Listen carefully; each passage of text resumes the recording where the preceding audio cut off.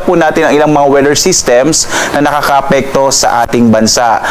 Unahin po natin itong Intertropical Convergence Zone or ITCZ na siyang nakakaapekto particular na sa may Southern Luzon, Visayas, and Mindanao. Inaasahan po natin malaking posibilidad ng maulap na kalangitan na may mga pag-ulan, lalong-lalo na sa may bahagi po na itong Mimaropa, gayon din sa Calabarzon. Maging dito sa Metro Manila, posibleng medyo maulap yung kalangitan. Inaasahan din natin ang malaking posibilidad ng mga pag-ulan sa may Western Visayas, Negros Island Region, sa BARM, gayon din po sa Soc-Sargent, Davao Region at sa may bahagi rin po ng lalawigan ng Lanao del Norte, gayon din po yung Zamboanga Peninsula.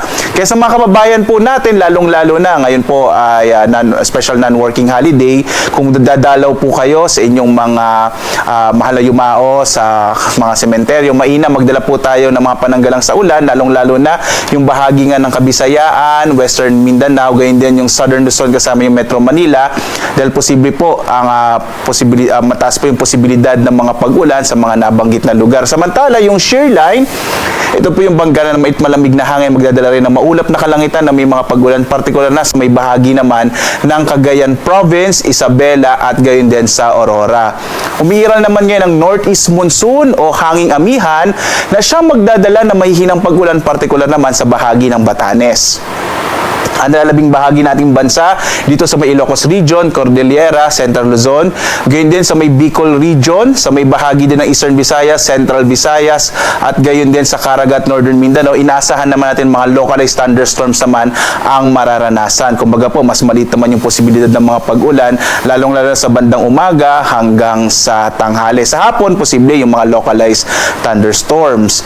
Samantala, minomonitor pa rin natin itong low pressure area na huling namataan mahigit 1,600 kilometers silangan ng southeastern Mindanao. Sa ngayon po, ay hindi pa naman natin ito inaasa magiging bagyo within the day, pero posible po pagdating ng araw ng Linggo hanggang Lunes, posible itong maging isang bagyo.